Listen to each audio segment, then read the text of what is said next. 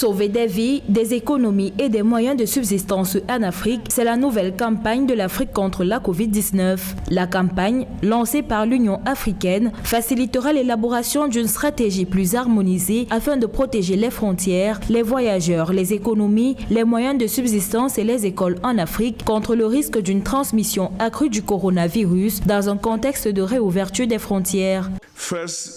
Lorsque nous parlons de faciliter le verrouillage des économies et les passages frontaliers, tout est question de personnes. Il s'agit de la facilité avec laquelle nous pouvons faciliter la circulation des personnes tout en veillant à ce que des mesures de santé publique essentielles soient en place.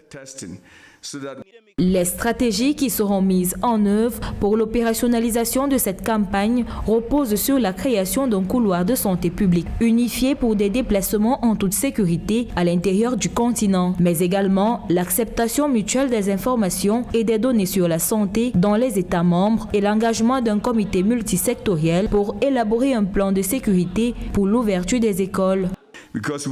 Alors que les États membres de l'Union africaine commencent d'alléger les mesures de restriction, il est essentiel de préparer l'Afrique pour la prochaine phase de la pandémie de Covid-19. Il est important d'éviter la fatigue de la prévention et d'intensifier les mesures de précaution telles que l'utilisation de masques, la distanciation sociale ainsi que l'augmentation des tests Covid-19.